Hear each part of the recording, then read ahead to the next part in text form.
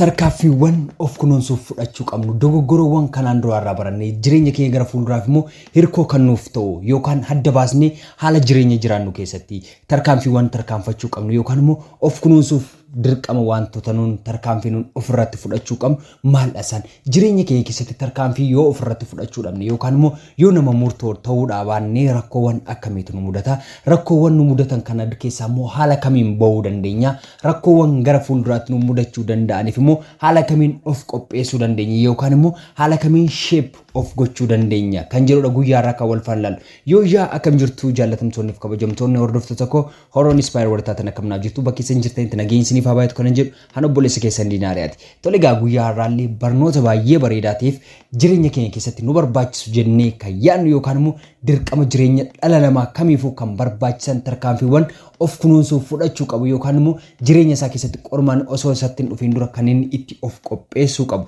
yoo isatti dhufeeratee immoo kan irraa yaadatee barachuu qabu maal isaan kan jedhudha guyyaa irraa kan wal faana ilaalu. Tole gaa jireenya keenya keessatti namoonni yeroo tokko tokko kufanii irraa baratu namoonni tokko tokko namoonni sammuun isaanii bilchaatate osoo hin kufiin osoo jireenya namaarraa qormaata namaarraa kufaatii namaarraa dadhabina namaarraa cabuu namaarraa kan isaan baratanii jechuudha. Jireenya keenya keessatti immoo tarkaanfiiwwan nuun fudhachuu qabnu osoo namni nutti hin himinillee osoo namni nutti himullee osoo namarraa arginullee osoo namarraa hin arginillee kan jireenyi nu barsiisu jira jechuudha. Isaan kana adda baasnee yoo beekne isaan kana adda baasnee main point isaanii yoo beekne background isaanii yookaan dhoksaa jireenya icciitii jireenya isaanii yoo beekne nuuf jireenyi baay'ee salphaataa jechuudha. Tarkaanfiiwwan nuti ofirratti fudhachuu qabnu yookaan immoo adda baasnee beekuu qabnu jireenya keenyaaf hirkoo nu ta'an yookaan nu barbaachisan kun maal isaan kan jedhudha guyyaa irra kan wal faana ilaalu. Tole gaa inni jalqaba irratti backgroundiin icciitiin milkaa'ina dhala namaa yookaan jireenya dhala namaa kam ta'e inni tokkiffaratti argamu yoo dogoggora ta'e sitti dhagaame hin godhin yookaan hin raawwatin wanta ta'e hojjechuuf jettu sun wanta ta'e itti adeemaa jirtu sun wanta ta'e itti seenaa jirtu sun jaalala haa ta'u barnoota haa ta'u hojii haa ta'u hiriyyummaa haa ta'u wanta kamiyyuu yoo ta'e wanta ta'e gochuuf jechaa jirtu dogoggora ta'e keessa keetti yookaan miira keetti dhagaamaa jira tana tasuma hin raawwatin yoo otoo dogoggora ta'e sitti dhagaamu wanta sana nama sana gammachiisuuf jettee nama sanatti haa tolu jettee yoo raawwatte booda isaa dhiphuu gadda boo'icha yaaddootu sammuu kee weeraraa jechuudha. Yoo kana adda baastee beekte garuu siif jireenyi salphaanii ta'a. Akka barbaadde keetti baate galuu ni dandeessa. Nama kamiinuu hoogganamuu hin dandeessu jechuudha. Jireenyi siif ni salphata. Kanaafuu wanti dogoggora ta'e sitti dhagaamu, wanti dogoggora ta'e sitti mul'atu otoo miirri akkasii sitti dhagaamu wanta kamillee yoo ta'e hin eegaliin. Yoo eegalte kufaatis eeggata waan ta'eef. Tole gaa inni lammaffaarratti argamu immoo wantoota jechuu barbaadde yookaan wantoota dubbachuu barbaadde jechoota dubbachuu barbaadde san seeraan itti yaaduutiin xiinxalii dubbadhu. Hanga kanaan goone kufaatii guddaa sitti fudhatee dhufa. Jechoonni xiqqoo ishee jallateef sababa dogoggora xiqqoo dubbatteef jireenyi kee gara si walitti jijjiiramuu danda'a yookaan kufaatii guddaa seenuu dandeessa. Nama si kabaju duukaa jechama hin eeggatii yoo dubbatte si adda si baasuu danda'a. Hojii keerraa si ariisisuu danda'a. Walitti dhufeenya kee addaan kutuu danda'a jechuudha. Kanaafuu wanta dubbachuu barbaadde sirriitti itti yaaduudhaan dubbadhu. Yoo itti yaaddee dubbatte, yoo itti yaaddee raawwatte, yoo itti yaaddee jecha sana of keessaa baaste na amana namni kamuu nama jecha isaaf iddoo guddaa laatu ni kabaja. Ni ulfeessa iddoo guddaa ni laataaf. Ati nama jecha isaa hin eegganne, nama jecha isaa akka harge gadhiisu, nama jecha isaaf iddoo hin laanne yookaan jecha hin qusanne yookaan wanta dubbatu adda baasee hin beekne, nama waan dubbatu adda baasee hin beekne yoo taate kufaatii guddaa baatee sitti dhufa waan ta'eef hirkoo sii ta'uu hin danda'u. Namni kamiyyuu walitti dhufeenya dhala namaa duukaa qabdu akka inni addaan citu si taasisa waan ta'eef adda baasii beeki. Yoo kana goote siif jireenya baay'ee siif salphata. Inni sadaffaarratti argamu immoo ummata hundumaa gammachiisuuf hin dhama'in. Ati addunyaa kanarraa nama gammachiisuu dandeessu tokko yoo jiraate ofiif of qofaadha. Kan sanaan ala of dadhabsuudha, of dhukkubsuudha, gufuu ofiitti ta'uudha. Nama hundumaa gammachiistee hin dandeessu. Nama hundumaatti haa tolu jechuu hin dandeessu. Nama hundumaa gammachiisuuf yaaluun kufaatiitti nama geessa. Barsiisonni yookaan barreessitoonni baay'ee yeroo isaan dubbatan nan dhagaa yookaan nan arga. Nama hundumaa gammachiisuuf yaaluun kufaatiitti of geessuudha jedhu. Nama uummata hundumaa gammachiistee hin dandeessu. Nama hundumaa gammachiisuufis hin yaalin. Amma nama hundumaa gammachiisuuf yaaltetti kufaatiin siif salphaadha. Siif dhiyoo jira.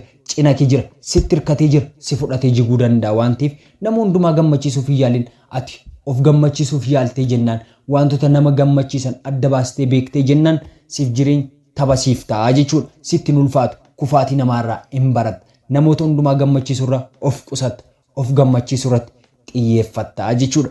Tole gaa inni ittaan ergamu keessa kee aman yookaan potentiaalii humna keessa kee jiru sana haman. Hojii tokko eegaluun dura wanta kamiyyuu eegaluu keen dura humna keessa kee jiru potentiaalii energy keessa kee jiru humna keessa kee jiru dhoksaa jireenya kee keessatti dandeettii kee sana hamantee jennaan siif jireenya salphaataa jechuudha. Wantoonni namootni iyyaalin akkati yaaltuuf humna carraa guddaa si uumuudha.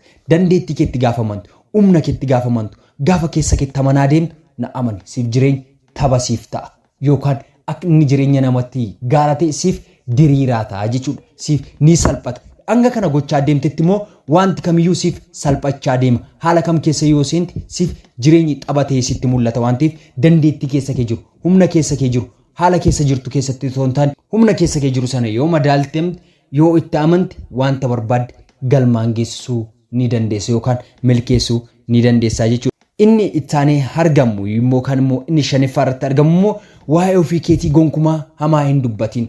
Hamaa waa'ee keetii yoo gaafa dubbachuu jalqabdu gaafa hamaa waa'ee keetii sammuu keetti dubbachuu jalqabdu jireenyi kee gara bitaatti yookaan gara boolla yookaan hallayyaatti gad kufaa deemaa jechuudha. Hammuma hammina keessa keetii oomishaa deemtu yookaan hammuma hannisiisaa keessa kee jiru sana hamminatti hiikaa deemtu yookaan yaada badaan qabaa ana akkasidhaa naaf carraan naan ta'u aniif milkaa'inaaf naaf hin ta'u anaaf wanta akkasii hin ta'u jettee gonkumaa wantoota akkasii jechoota negatiivii ta'an ofirratti gaafa maddisiisaa deemtu galmi kufaatii kee ballachaa deemaa jechuudha. Siif kufaatii malee milkaa'inni sitti mul'atu. Dhiphuu malee gammachuun sitti mul'atu gadda malee milkaa'inni sitti mul'atu waan ta'eef yeroo kamittillee haala kam keessattillee yoo ta'e waa'ee kee gonkumaa hamaa hin dubbati yookaan negatiiv saayidii irraa of dhaabachiiste inaaseen waa'ee keetii waa'ee kee hammina kee inaasaatiin waa'ee kee hammina kee sammuu keetti hin dubbatiin namatti hin dubbatiin nama kamittillee akka hin dubbanne jechuudha. Tole gaa inni je'effaa irratti argamu lakki jechuu bari jireenya kee keessatti namni gara argetti akka inni si gottatuuf hin eeyyamin lakki jechuu yoo amaleeffatte galma barbaadde ga'uu dandeessa waan ta'eef lakki jedhi namoonni hojii wantoota kufaatii irratti yeroo bashannanaa yeroo akkasiitti haala kanaan deemi jedhanii karoora si baasu jennu taanaan lakki jedhi bakkee keessi kee hin barbaannetti si harkisu taanaan lakki jedhi namoota gammachiisuuf jettee bakkee keessiif hin sammuun keessi hin ajajne dhaxxee oolta taanaan na amani kufaatii hundumaaf karaa saaxilaaf ooltaa jechuudha. Kanaaf immoo tarkaanfii ofirratti fudhachuu qabdu jireenya kee keessatti lakki jechuu barmaateffadhu. Lakki jechuu gaafa of barmaateffattu lakki hin ta'u gaafa jechuu of barsiiftu namni akka argisi ofuu dhiisaa jireenya kee keessatti abbaan arge dhufee borcuu hin danda'u yookaan yaada mataa isaa dhufee irratti facaasuu hin danda'u jechuudha. Horiiwwan kee kan keeti waan ta'eef sammuun kee kan keeti waan ta'eef situ irratti facaafachuu danda'a. Namni abbaan arge dhufee akka inni irratti facaasee jireenya kee balleessu yookaan akka inni daameej godhu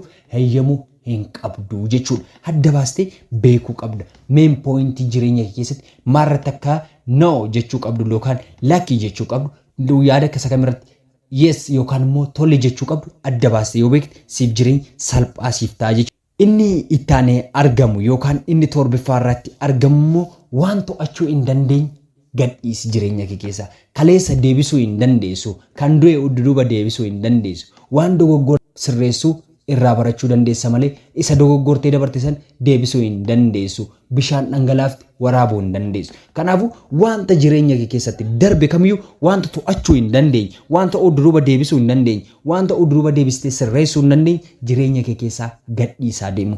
Hanga kanan goonetti kaleessa keessa jiraatta boon hin beekamu citiidha. Arri garuu kennaadha jireenya kennaa kee osoo hin jiraatiin gaddaan dabarsitaa jechuudha. Kanaaf immoo adda baastee yoo beekte siif jireenya baay'ee salphata. Tole gaa barnoota tarkaanfii of kunuunsuuf fudhachuu qabnu yookaan kufaatii namaarraa barannee milkaa'ina namaarraa wantoota nuun fudhachuu qabnu maal kan jedhu guyyaarraa akka wal faalaale. Tole gaa barnoota irraa waan baay'ee akkasiin hubattan abdii guddaan qaba. Barnoota biraan hanga walitti deemnutti turtii gaarii yoo isinitti tole ta'e like, share, subscribe gochuun maatii keenya ta'a. Oolmaa gaarii qabaadhaa.